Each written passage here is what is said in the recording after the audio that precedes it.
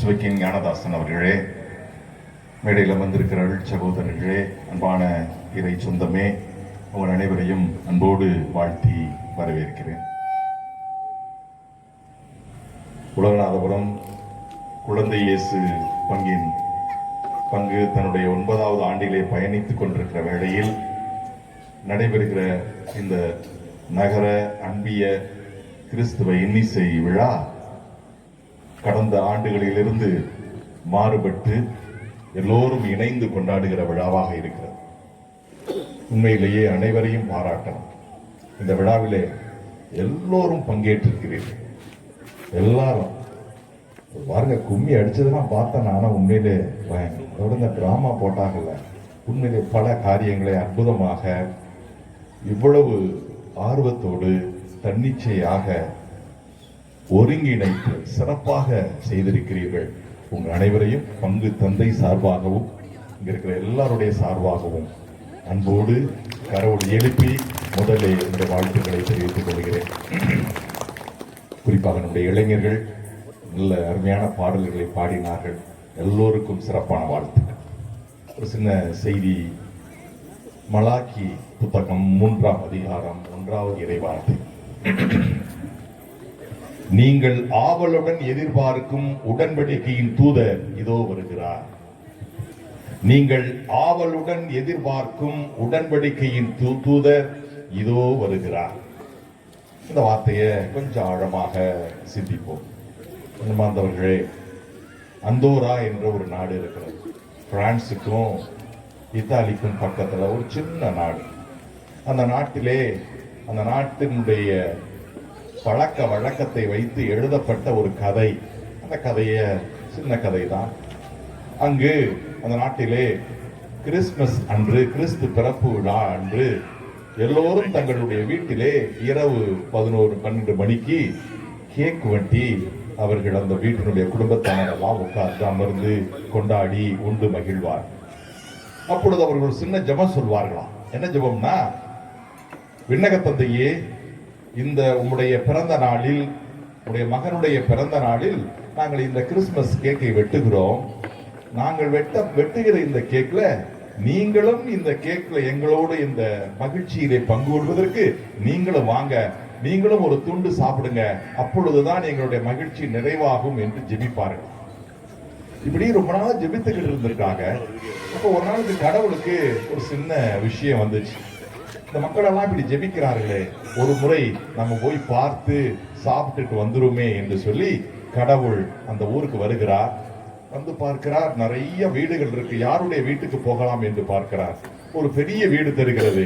ஆஹா, இது பெரிய வீடு, பெரிய கேக்காக இருக்கும், நிச்சயமாக கிடைக்கும் என்று சொல்லி கதவை தட்டி, அவர்கள் உள்ளே இருந்து ஒரு 11-11:30 மணி இருக்கும். கதவை தட்டி, நான் கடவுள் வந்திருக்கிறேன், நீங்கள் வழக்கமாக கேக் வெட்டி உண்பீர்கள், என்னை அழைப்பீர்கள், இந்த வருடம் நானே வந்துட்டேன், நானும் உள்ளே வரலாமா என்று கேட்கிறார்.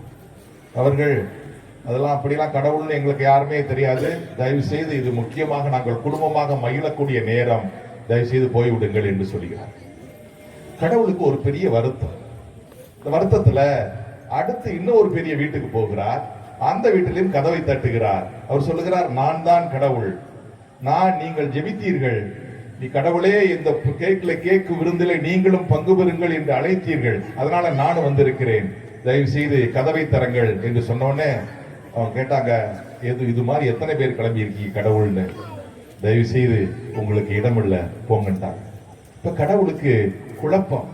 என்னையா இவங்க தான் ஜெபம் பண்ணி கூப்பிட்டாங்க, தந்தையே வாருங்கள் வாருங்கள், வந்து இந்த கேக்ல வந்து எங்களோடு பங்கு பெறுங்கள்னு சொன்னாங்க, ஆனால் இன்னைக்கு ஒருவரையும் ஒரு கதவை தட்டுகிறோம், திறக்க மாட்டுகிறார்களே, என்ன செய்வது என்று அவருக்கு பயங்கர வருத்தம். இப்ப ஜெபத்திற்கும் வாழ்க்கைக்கும் சம்பந்தம் இல்லை போல என்று நினைத்துக் கொண்டு கொஞ்சம் வருத்தத்தில் அப்படி நடந்து போயிட்டு இருக்கும் போது பார்க்கிறார், அந்த ஊருடைய ஒரு ஓரத்திலே ஒரு சிறிய வீடு இருக்கிறது. இந்த வீட்டு பக்கத்துல போயிட்டு, ஒருவேளை இந்த வீட்டிலையாவது தட்டி பார்ப்போமே என்று சொல்லி மெதுவாக கதவை தட்டுகிறார். கதவை தட்டினோடனே அந்த கதவு கூட சரியா இல்லை, லேசா தட்டினோட கதவு கீழே வந்துருச்சு. இவர் கடக்குன்னு உள்ள போயிட்டாரு. உள்ள பொண்ணே அவர்கள் தான் சரியாக 11:59 அவர்கள் கேக் வெட்டுவதற்கு ரெடியா இருக்கிறாங்க. கேக்க வெட்ட போறாங்க. இவர்கள் சொல்கிறார்கள், இவர் சொல்றார் நான் தான் கடவுள் என்று சொல்ல போகிறார். அதெல்லாம் ஒரு தேவையில்லை, இப்போ நாம் சேர்ந்து கேக் வெட்டுவோம் என்று சொல்லி இவர்கள் கேக் வெட்டிட்டு இவர்கள் யாருன்னு சொல்லுவதற்குள்ள அவர்கள் வாயை திறந்து இவர் கேக்க ஊட்டி விட்டுட்டாங்க. இவர் எவ்வளவோ சொல்லி பார்க்கிறார், தயவு செய்து நான் யாருன்னு சொல்லிக்கிறேன், அப்புறம் நான் நீங்க கேட்க விட்டுவோம், கேட்க வெட்டுங்கள், கேட்க விட்டுங்கள். கேட்கவே மாட்டேங்கிறார். அதெல்லாம் இருக்கட்டும், அப்புறம் பேசிக்கிடுவோம், முதல்ல கேட்க சாப்பிடுங்க என்று சொல்லிக்கிறார். எல்லாம் முடிச்ச பிறகு கேக்ல சாப்பிட்டாரு கடவுள். சாப்பிட்டு முடிச்ச பிறகு அவர்களும் சாப்பிட்டு எல்லோரும் சாப்பிட்ட பிற்பாடு கடவுள் சொன்னாரு, இப்பயாவது நான் யாருன்னு சொல்றேன், கொஞ்சம் கேட்கலாமா? எங்களுக்கு அதெல்லாம் ஒண்ணு வேணாம், நீங்க முதல்ல சாப்பிடு. சாப்பிட்டாப்பா, இப்ப நான் யாருன்னு சொல்லிக்கிறேன், நான் தான் நீங்கள் அழைத்த கடவுள் வந்திருக்கேன், அது எங்களுக்கு தெரியுமே என்று சொன்னார்.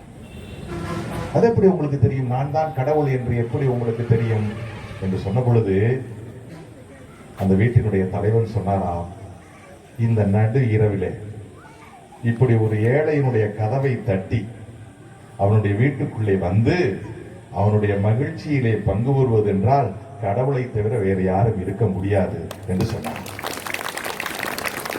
அன்பார்ந்தவர்களே, நீங்களும் நானும் நம்பியுள்ள கடவுள் நம்மை தேடி வருகிற கடவுள். நாம் தேடி போக தேவையில்லை, நம்மை தேடி வருகிற கடவுள். அதனால அந்த ஆதார் கார்டு கிடைக்காதவங்களாம் கவலைப்படாதீங்க, 25ஆம் தேதி அவரே கையில கொண்டு வந்துருவாரு. தயவு செய்து சொல்றேன், இந்த டிராமா அடுத்த வருஷம் வேற மாதிரி நீங்க போடணும். 1893ஆம் ஆண்டு சிக்காகோ நகரிலே நடந்த The World Parliament of Religion, உலக சமயங்களுக்கான ஒரு பெரிய மாநாடு நடைபெற்றது. அதிலே நம்முடைய நாட்டினுடைய இந்து மதத்தினுடைய சார்பாக, இந்து மத சகோதரர்களுடைய சார்பாக விவேகானந்தர் பங்கேற்றார். செப்டம்பர் மாதம் 11ஆம் தேதி 1893ஆம் ஆண்டு அவர் ஆற்றிய உரை வரலாற்று சிறப்பு மிக்க உரை. அந்த உரையெல்லாம் முடித்த பிற்பாடு வெளியே வந்து கொண்டிருந்தார். அந்த மாநாட்டிலே பங்கு பெற்ற ஒரு பெண்மணி விவேகானந்தரை பார்த்து, உங்களிடம் நான் ஒரு கேள்வி கேட்க வேண்டும் என்று கேட்டார். ஒரு என்ன கேள்வி? நீங்கள் உங்களுடைய மதத்தை பற்றி சிறப்பான அம்சங்களை சொன்னீர், இந்து மதத்தினுடைய கூறுகள், கடவுளை எப்படியெல்லாம் தேட வேண்டும், அது எப்படி ஒரு ஆன்மீக பலமாய் இருக்கிறது என்பதையெல்லாம் சொன்னீர்கள், மிகவும் சந்தோஷமாய் இருந்தது. ஒரே ஒரு கேள்வி கேட்கணும், இந்து மதத்திற்கும் நான் கிறிஸ்தவனாக இருக்கிறேன், இதற்கு என்ன வித்தியாசம் என்று கேட்டார். அப்போ விவேகானந்தர் சொன்ன ஒரே ஒரு பதில், நான் எங்கள் இந்து மதத்தில் நாங்கள் கடவுளை தேடிக்கொண்டிருக்கிறோம், உங்கள் கிறிஸ்துவ மதத்தில் கடவுள் உங்களை தேடி வருகிறார் என்று சொன்னார். எனவே தேடி வருகிற கடவுள், தேடி வருகிற கடவுள். நியூட்டனுடைய பெரிய பெரிய கண்டுபிடிப்புகளை எல்லாம் கண்டுபிடித்தார். நாம் அறிவியல் படித்தவர்களுக்கு தெரியும், எப்படி உலகத்தினுடைய சித்தாந்தங்களுடைய போக்குகளை இந்த pre Newton and post Newton எல்லாம் சொல்வார்கள். நியூட்டனுக்கு முந்திய நாட்கள், நியூட்டனுக்கு பிந்திய நாட்கள் என்று சொல்வார்கள். நியூட்டனிடம் ஒரு முறை கேள்வி கேட்ட பொழுது, நீங்கள் கண்டுபிடித்ததிலே, நீங்கள் கண்டறிந்ததிலே பெரிய காரியம் என்ன என்று கேட்ட பொழுது அவர் சொன்னார், நான் பல காரியங்களை நான் அறிவியலுக்கு என்னுடைய பங்களிப்பை வழங்கி இருக்கிறேன், ஆனால் ஒரே ஒரு காரியம், பாவியாகி என்னை கடவுள் தேடி வந்தார் என்பதை நான் கண்டுபிடித்தேன், அதுதான் பெரிய கண்டுபிடிப்பு என்று சொன்னார். எனவே அன்பார்ந்தவர்களே, நாம் மிகவும் சந்தோஷப்படணும், நிறைவடையணும். ஏனென்றால் நமது கடவுள் நம்மை தேடி வருகிற கடவுள். தொடக்க நூல் 3ஆம் அதிகாரம் 8வது இறைவார்த்தையிலே, பாவம் செய்த ஆதாமையும் ஏவாளையும் கடவுள் தேடி வருகிறார். ஆதாம் எங்கே இருக்கிறாய் என்று கேட்கிறார். தொடக்க நூல் 4ஆம் அதிகாரம் 4ஆம் அதிகாரம் அதே 9வது வார்த்தையிலே பார்க்கிறோம், காயின் ஆபேலை கொன்று விடுகிறார். கடவுள் கொலைகாரனான காயினை தேடி வருகிறார். ஆபேல் என்று எங்கே என்று கேட்கிறார். அவர் தேடி வருகிற கடவுள். விடுதலை பயண நூல் அதே போல 3ஆம் அதிகாரம் 8வது இறைவார்த்தையை வாசித்து பார்க்கும். சொல்வார், எகிப்திலே என்னுடைய மக்கள் படும் வேதனையை என்னுடைய காதால் கேட்டேன்.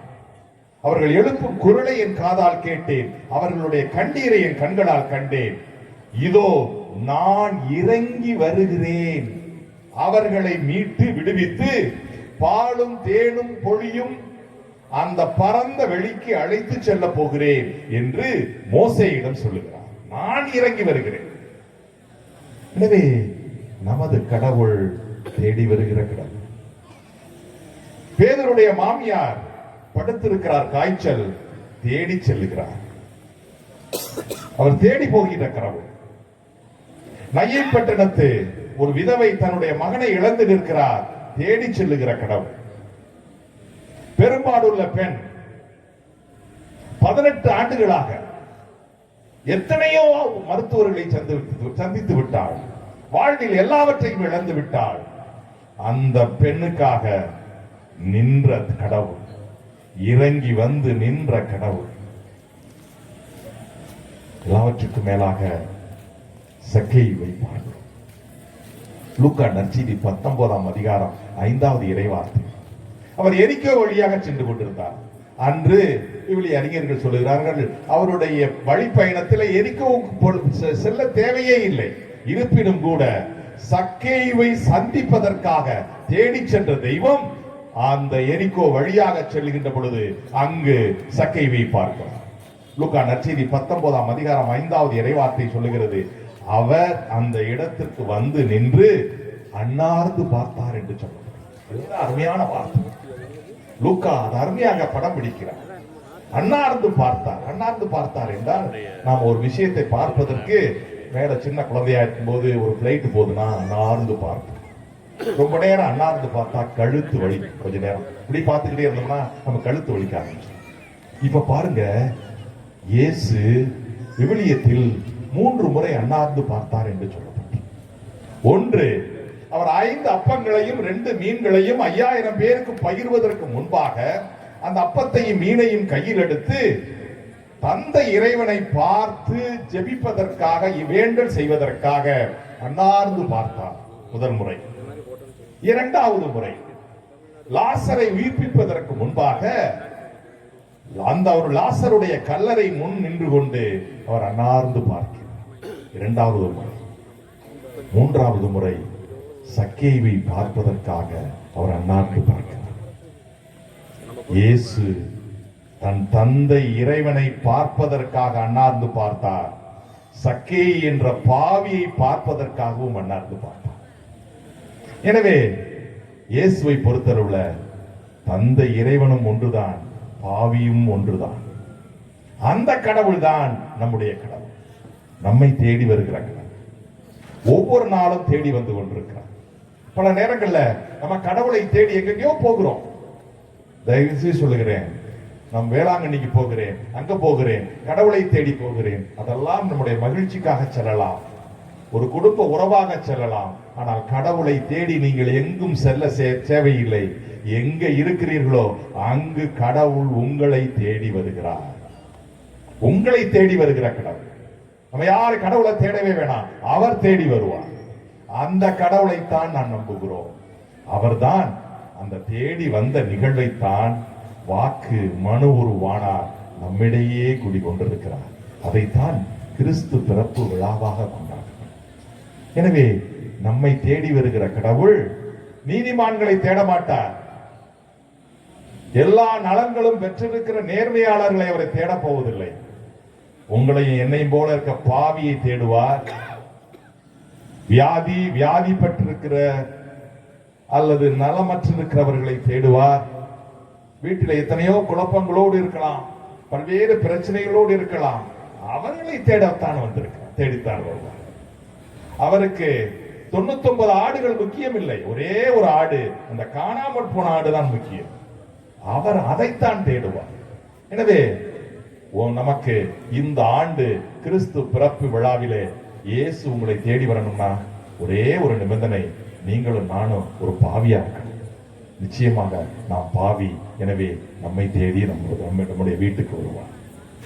நம்ம வீட்டுல உறவு சிக்கல்கள் இருக்கணும், பொருளாதார சிக்கல் இருக்கும், உடல் நல குறைபாடுகள் இருக்கும். இவர்களை தான் இயேசு தேடிக்கொண்டிருக்கிறார். அதனால இதெல்லாம் யாரார் வீட்டில் இருக்குதோ, யாரெல்லாம் உடல் நலம் இல்லாமல் இருக்கிறார்களோ, யாரெல்லாம் பொருளாதார சிக்கல் இருக்கிறீர்களோ, யாரெல்லாம் உறவு சிக்கல்கள் இருக்கிறீர்களோ, அவர்களை தேடி வருகிற இயேசு இந்த ஆண்டு உங்களையும் என்னையும் தேடி வருகிறார். இந்த கடவுள் அப்பேற்பட்ட வல்லமையுள்ள கடவுளை நாம் பெற்றிருக்கிறோம். அதனால கடவுளை தேடி எங்கும் செல்லாதீர்கள். இந்த குழந்தை இயேசு கோயிலுக்கு வாங்க, வேற எங்கேயும் போக வேணாம். இங்க இருக்கிற நற்கருணை ஆண்டவர் முன் உங்களுடைய கண்ணீரையும் வேதனைகளையும் கொட்டுங்கள். போதும், அவ்வளவு போதும். அந்தந்த ஊரா போய் தேடி செல்ல வேண்டாம். நம்ம நினைச்சுக்கிறோம் அப்படி அங்க போனதுனால ஏதோ ஒன்று கிடைக்கிறது, எதுவும் கிடைப்பதில்லை. எங்கு இருக்கிறீர்களோ அங்குதான் உங்களை தேடி வருகிறார். ஏன்னா உங்களை தேடி வர்றாரு. தேடி வரும்போது நீங்க வேற எங்கேயாவது போயிட்டீங்கன்னா உங்களை வீட்டுக்கு தேடி வருகின்ற பொழுது நீங்க வேற எங்கேயோ இருக்கின்ற பொழுது அவருக்கு ஒரு ஏமாற்றம் ஆகிவிடும். ஆனால் ஒரே ஒரு காரியம், எப்படி அவர் நம்மை தேடி வருகிறாரோ அதே போல நாமும் அவர் வலுவற்றங்களை தேடி வருகிறார், வறியவர்களை தேடி வருகிறார், நோயுற்றோரை தேடி வருகிறார். அதே போல நாமும் தேவையில் உள்ளோரை, வறியோரை, வறுமையில் உள்ளோரை, வருத்தத்தில் உள்ளோரை தேடலாம். ஒரு சின்ன நிகழ்வை சொல்லுகிறேன். ஒரு பெரிய வான்கோழி ஒரு வீட்டில் இருந்துச்சு. அப்போ அது பெருசாச்சு. ஒரு அப்பா சொன்னாரு, இது ஒரு வான்கோழியை வெட்டி எல்லாருக்கும் உணவு கொடுக்கலாம். பையன்கிட்ட சொன்னாரு, நம்ம சொந்தக்காரர்களை எல்லாம் போய் சொல்லி கூட்டிட்டு வாப்பா என்று சொன்னார். போய் சொந்தக்காரன் வேகமா போய் இந்த பையன் போய் சொந்தக்காரர்கிட்ட போய், இன்னைக்கு வான்கோழி எங்க அப்பா அடிச்சிருக்காருன்னு சொல்லாம எங்க வீடு தீப்பெட்டி எரியுது, தயவு செய்து வாங்க என்று சொன்னா 10 நிமிஷம் ஆச்சு, அரை மணி நேரம் ஆச்சு, 1 மணி நேரம் ஆச்சு, ஒருத்தரும் வரல. சொந்தக்காரங்களாம் வரல. கொஞ்ச நேரம் கழிச்சு இவங்க சொந்தமில்லாத பகுதிக்கு போனான். அங்க போய் சொன்னான், எங்க வீடு தீப்பற்றி எரிகிறது, வாருங்கள் என்று சொன்னார். அவங்க யாருன்னு கூட தெரியாது. ஐயோ அப்படியா என்று சொல்லி அவர்கள் தண்ணி பானை பக்கெட்டை எடுத்துக்கிட்டு வேகமாக ஓடியாந்து அந்த தண்ணியை அணைப்பதற்காக வந்தார். வந்த உடனே அவங்க அப்பா கேட்டாரு, நான் சொந்தக்காரனத்தப்பா, என்னுடைய பையன் நம்முடைய வீட்டிற்கு நம்முடைய சொந்தங்களை சாப்பிடக்கூட சொன்னேன்னு இவர்கள்லாம் பக்கெட்டோட வந்திருக்கிறார்களே என்று சொன்ன பொழுது, அப்பா வீட்டுக்காரங்க நம்முடைய சொந்தக்காரங்களை எல்லாம் போய் நம்ம வீடு தீப்பெட்டி எரியுதுன்னு சொன்னி ஒருத்தரும் வரல, இவர்கள் யாருன்னே தெரியாது, அவர்கள்ட்ட போய் சொன்னேன், உடனே வந்து விட்டார்கள். இவர்கள் தான் உணவுக்கு தகுதியானவர்கள், இவர்களுக்கு தாப்பா உணவு கொடுக்கணும் என்று சொன்னார். அன்பார்ந்தவர்களே, நாம் நம்மை தேடி வருகிற இறைவன் நம்முடைய வலுவின்மையை தேடுகிறார், நம்முடைய வியாதியை தேடுகிறார், நம்முடைய பற்றாக்குறையை தேடுகிறார், நம்முடைய பலவீனங்களை தேடி வருகிறார். அவர் வருகிற இடத்திலே குறைவானது நிறைவடை. எப்பொழுது நாம் நிறைவடைகிறோமோ நாமும் குறையுள்ளவர்களை, குறையுள்ள இடத்தை தேடிச் சொல்லி, நீங்களும் நானும் நம்பும் கடவுள் தேடி வரும் தெய்வம். உங்கள் அனைவருக்கும் என்னுடைய கிறிஸ்து பிறப்பு விழா நல்வாழ்த்துக்களை அன்போடு தெரிவித்துக் கொள்கிறேன். புகழ் இயேசுக்கு. இந்த அருமையான நாளிலே நம்முடைய இந்த அற்புத குழந்தை இயேசுவினுடைய எழில் பொங்கும் அழகு மிகுந்த இந்த வளாகத்திலே நகர் அன்பியங்கள் இணைந்து இந்த ஆண்டு இந்த கிறிஸ்து பிறப்பு இன்னிசை நிகழ்வு கூடுகையை நாம் நிகழ்த்தி இருக்கிறோம். உண்மையிலேயே கடந்த ஆண்டு 2 பகுதிகளாக நாம் ஒன்று கூடி நம் மத்தியிலே இந்த நிகழ்வை நிகழ்த்தி காட்டினோம். அது அடுத்த பரிமாணம் பெற்று இந்த இடத்தில் இந்த நகரில் வாழுகிற நம் பங்கு மக்கள் அனைவரையும் ஒன்று திரட்டி இந்த நிகழ்வை நடத்த வேண்டும் என்று பங்கு அருள்பணி பேரவை கூட்டத்திலே தீர்மானிக்கப்பட்ட போது முழு மனதாக அனைவரும் ஏற்றுக்கொண்டோம். ஆனால் இந்த நிகழ்வை திட்டமிட்டது, நிகழ்வுக்கான அனைத்து ஏற்பாடுகளையும் செய்தவர்கள் நீங்கள்தான். நான் ஒரு பார்வையாளனாகவே அனைத்து நிகழ்வுகளிலும் இருந்திருக்கிறேன். காரணம், மக்கள் இணைந்து செயல்படுகிற போது அதை பார்த்து பெருமைப்படுகிற ஒரு சாதாரண அருள் பணியாளராகவே நான் இருக்க விரும்புகிறேன். காரணம், இறைமக்கள் இணைந்து இறையாட்சியை கொண்டு வருவதுதான் நம்முடைய இலக்கு. செம்மண்ணில் இறையாட்சி என்பது ஏதோ அருள் பணியாளர்களால் மட்டும் நிகழ்ந்து விடுகிற ஒரு அற்புதம் அல்ல. இறைமக்கள் இணைந்து இறையாட்சியை வளர்ப்பதுதான் சரியானது. அந்த அடிப்படையில் நம் பங்கு தல திருச்சபை மிக சிறப்பாக ஓராண்டை நான் வந்த பிற்பாடு நிறைவு செய்து 2வது ஆண்டிலே நாம் பயணிக்கிறோம். மிக அற்புதமாக அனைத்து நிகழ்வுகளிலும் நீங்கள் ஒத்துழைப்பு நல்கி சிறப்பாக செயல்பட்டு வருகிறீர்கள். கடந்த ஆண்டு இந்த திட்டத்தை நாம் நிறைவு செய்தோம். இந்த ஆண்டு திருவிழாவிற்கு முன்பாக முன்னெடுக்கப்பட்ட திட்டங்கள் அனைத்தும் இறைவனின் திருவருளால் நிறைவேறுகிறது என்று இறைவனுக்கு நன்றி சொல்கிறேன். நம்முடைய கிளை கிராமங்களில் நடைபெற்ற இன்னிசை நிகழ்வுகளில் அனைத்திலும் கடந்த ஆண்டை விட சிறப்பான முன்னேற்றம் இருந்தது. மக்களிடையே ஆர்வம் இருந்தது. அதை இரட்டிப்பாக்குகிற விதத்திலே இன்றைய நாள் நிகழ்வுகள் அமைந்தது நம் பங்கிற்கு பெருமை. காரணம், எவ்வளவு ஆர்வத்துடன் நீங்கள் ஒவ்வொரு நிகழ்வையும் இங்கு நிகழ்த்தி காட்டினீர்கள். இதற்கு நீங்கள் மேற்கொண்ட பயிற்சிகளை நான் அறிவேன்.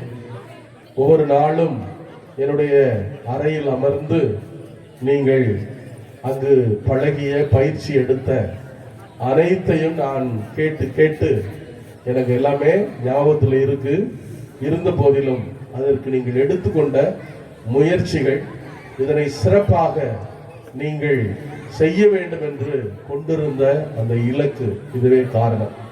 அதனால நிகழ்வில் பங்கெடுத்த சிறு பிள்ளைகளிலிருந்து பெரியவர்கள் வரை அத்தனை பேருக்கும் என்னுடைய பங்கு தந்தை என்ற முறையிலே இருக்கிற அருள் சகோதரரோடு இணைந்து உங்களை பாராட்டி மகிழ்வதிலே மகிழ்கிறேன். கரவொலி எழுப்பி ஒருவரை சிறப்பாக பாராட்டுவோம். எந்த ஒரு நிகழ்வும் சிறப்பாக வேண்டும் என்றால் அதற்கு சிறந்த ஒருங்கிணைப்பு இருக்க வேண்டும். அந்த ஒருங்கிணைப்பை நான் சும்மா கேரல்ஸ் இருக்குன்னு அறிவிச்சேன். ஆனால் அன்பிய பொறுப்பாளர்கள், பங்கு அருள்பணி பேரவை நிர்வாகிகள் எல்லாரும் ஒன்று சேர்ந்து அதை திட்டமிட்டு மிகச் சிறப்பாக நிகழ்த்தி காட்டியிருக்கிறீர்கள். திருவிழா களைகட்டு இன்றே தொடங்கிவிட்டது இந்த வருஷம். அதனால எனக்கு ரெட்டிப்பு மகிழ்ச்சி. நான் முதல்ல ஆரம்பிக்கும் போது பார்த்தேன், ஆட்களை காணோம். ஐயையோ, தப்பு செஞ்சிட்டோமோ, அந்தந்த பகுதியிலே கூட்டியிருக்கலாமோ அப்படின்னு நினைச்சேன். ஆனால் அதன் பிறகு எல்லோரும் இங்கு வருகை தந்து இந்த நிகழ்வை சிறப்பித்தது மிகவும் பெருமைக்குரியது, சிறப்புக்குரியது. எனவே வந்திருந்து நிகழ்வில் கண்டு கழித்த, உற்சாகப்படுத்திய, உடன் உழைத்த, இந்த நிகழ்வு சிறப்பாக நடைபெறுவதற்கு பல்வேறு விதங்களில் உறுதுணை புரிந்த அத்துணை பேருக்கும், என எல்லோருமே பங்களிப்பு கொடுத்திருக்கிறீர்கள். நீங்கள் செலவழித்து இந்த நிகழ்வை நடத்தி இருக்கிறீர்கள். அதனால உங்கள் ஒட்டுமொத்த பேருக்கும் என்னுடைய நன்றிகளை மீண்டும் தெரிவித்துக் கொள்கிறேன். கிறிஸ்து பிறப்பை பற்றி நாம் எண்ணும் போதெல்லாம் நம்மில் ஆனந்தம் பிறக்கிறது. காரணம், அந்த பிறப்பு தான் நம் வாழ்வையை மாற்றி இருக்கிறது. எனவே அந்த பிறப்பை கொண்டாடும் போதெல்லாம் நாம் ஆனந்தம் அடைகிறோம், பெருமை அடைகிறோம். காரணம், சகோதரர் அவர்கள் செய்தியில் சொன்னது போல மற்ற மதத்திற்கும் நமக்கும் இருக்கிற வேறுபாடு, கடவுள் நம்மை தேடி வந்திருப்பதுதான். நாம் தேடி செல்கிறோமோ இல்லையோ, அவர் நம்மை தேடி வருகிறார். நான் காணாமல் போன ஆடு, கடவுள் என்னை ஒவ்வொரு நாளும் தேடுகிறார். அதனால கண்டிப்பாக கடவுள் என்னை கண்டுபிடிப்பார், அவருக்கு உரியவனாக என்னை மாற்றுவார். அந்த நம்பிக்கையிலே இந்த கிறிஸ்து பிறப்பு பெருவிழாவை எதிர்கொள்வோம். கிறிஸ்து பிறப்பு பெருவிழா மகிழ்வினுடைய அனைத்து ஆசீர்வாதங்களும் உங்கள் ஒவ்வொருவருக்கும் குறைவின்றி கிடைத்திட நான் தொடர்ந்து செபிக்கிறேன்.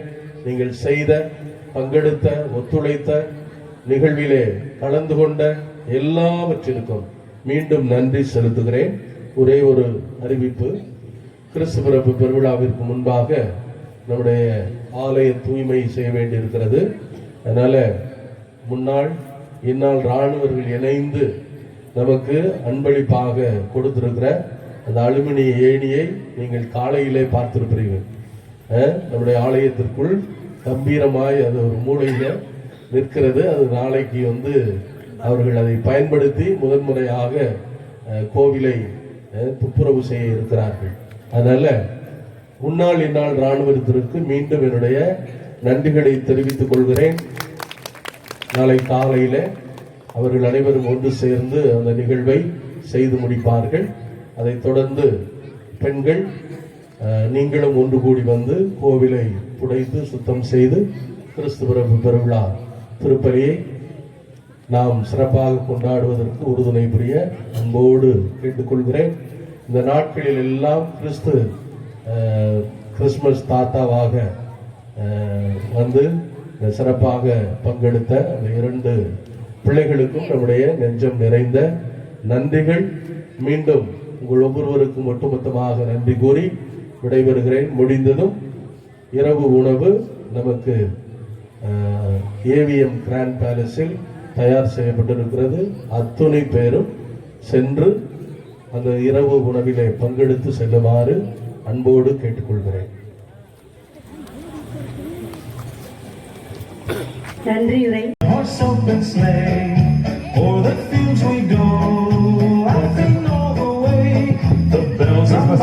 அனைவரும் எழுந்து நின்று வரவேற்போம். எழுந்திருக்குமாங்க எல்லாரும் கைதட்டு, நல்லா கைதட்டு வரவேற்போம். Jingle bells, jingle bells, jingle all the way. Oh, what fun it is to ride in a one-horse open sleigh. Jingle bells, jingle all the way. Oh, what fun it is to ride in a one-horse open sleigh.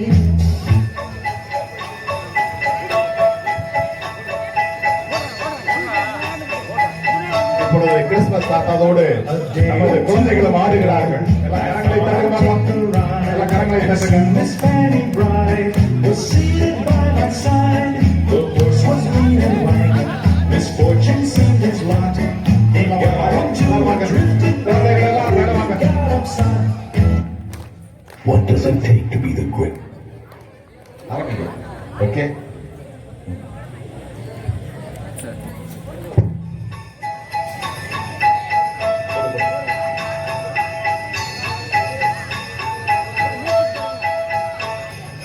Dashing through the snow in a one-horse open sleigh. O'er the fields we go, laughing all the way. The bells on to ring, they make our spirits bright. What fun it is to ride and sing a sleighing song tonight. Jingle bells, jingle all the way. Oh, what fun it is to ride in a one-horse open sleigh. Jingle all the way. Oh, what fun it is to ride in a one-horse open sleigh. பார்த்தவர்களே, Ulaganathapuram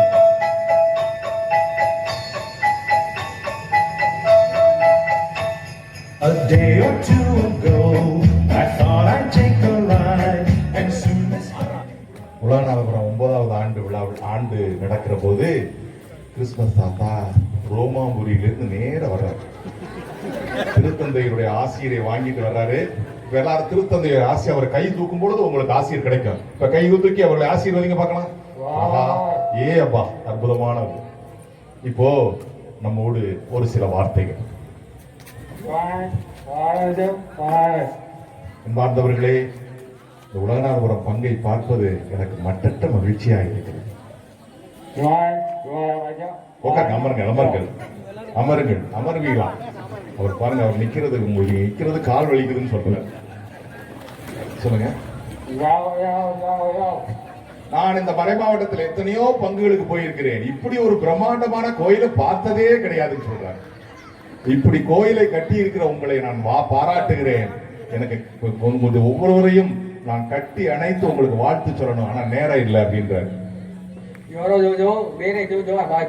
பாருங்க, கோயில்ல போன ஆண்டு 2 ஆண்டுகளுக்கு முன்னால வந்தேன், வெறும் கோயில் மட்டும் இருந்துச்சு. இப்ப பெரிய பெரிய ஒரு தரைதளம் அருமையாக போடப்பட்டிருக்கிறது. இதுல இந்த விழா நடக்கிறது ரொம்ப சந்தோஷமா இருக்குது.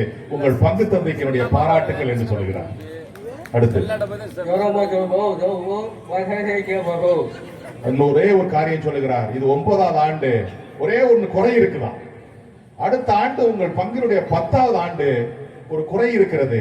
நான் வந்த உடனே பார்த்தேன், எல்லா இடத்துலையும் பெரிய பெரிய கோயில் எல்லாம் சிலுவை பாதை தியானம் செய்வதற்கு வழி இருக்கும், ஆனால் இந்த கோயில்ல இல்லையே அப்படின்றாரு. அதனால வெகு விரைவில் பங்கு தந்தைக்கு ஒரு கோரிக்கை வைக்கிறாரு. பங்கு தந்தை அவர்களே, நீங்கள் வெகு விரைவில் சிலுவை பாதை தியானம் செய்வதற்கு நீங்கள் ஏற்பாடு செய்வீர்களா? ஓகே, நன்றி. அடுத்து அன்பார்ந்தவர்களே, முக்கியமானது, அடுத்த ஆண்டு 2025ஆம் ஆண்டு யூபிலி ஆண்டு. ஒவ்வொரு 25 ஆண்டையும் திரு அவை யூபிலி ஆண்டாக கொண்டாடுகிறது. அடுத்த ஆண்டு யூபிலி ஆண்டு. நான் ரோமாபுரியிலிருந்து நேரே வருகிறேன். 3 காரியங்கள் உங்களுக்கு சொல்ல விரும்புகிறேன். ஒன்று, இந்த யூபிலி ஆண்டுல நீங்க யாரோடு சண்டை போட்டிருந்தீங்கன்னா அவர்களை எல்லாம் மன்னிக்கணுமா? மன்னிப்பீங்களா? மன்னிப்பின்னு சொல்லலாம், கைதுக்கு பார்க்கலாம். நாங்க எல்லாரையும் மன்னிக்க போறோம். எல்லாரையும் மன்னிச்சிருவாங்களா? அடுத்து ரைட், வெரி குட், வாழ்த்துக்கள். அடுத்து 2வது காரியம் சொல்றாங்க, யாருக்காவது கடன் கொடுத்திருந்தீங்கன்னா அந்த கடனை திருப்பி கேட்க கூடாது. சரிதானா? 2வது காரியம். ஓகே, சரிதானா? ரைட். 3வது காரியம் 3வது காரியம், எல்லா ஞாயிற்றுக்கிழமையும் திருப்பலிக்கு சரியான நேரத்திலே நீங்கள் பங்கெடுக்க வேண்டும் என்று அன்போடு கேட்டுக்கொள்கிறேன் என்று சொல்லுகிறேன். சரிதானா? அடுத்து போதும், உங்களை சந்திச்சது மிக்க மகிழ்ச்சி. உங்களுடைய இந்த பங்குல இருக்கிற இந்த ஆர்வம் தொடர்ந்து இருக்கணும். சொல்லுப்பா. உங்களுடைய பங்கு தந்தைக்கு சிறப்பான வாழ்த்துக்களை கைதட்டி நீங்க தெரிவிங்க சொல்றாரு. ஓகே, மீண்டும் உங்களுக்காக கிறிஸ்துமஸ் புத்தாண்டு நல்வாழ்த்துக்களை சிறப்பாக தெரிவித்துக் கொள்கிறேன் என்று சொல்லி சொல்லுங்க. Okay, very good. வாழ்த்துக்கள் சொல்லுங்க. நீங்களும் சொல்லுங்க பார்க்கலாம். Happy Christmas, happy new year, happy Pongal, happy jubilee year. So thank you very much தாத்தாக்களே. நன்றி நன்றி.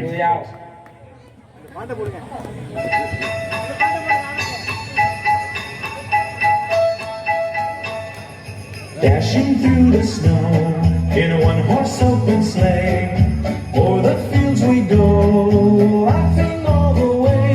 The bells on bobtail ring, they make our spirits bright. What fun it is to ride and sing a sleighing song tonight. Jingle bells, jingle bells, jingle all the way.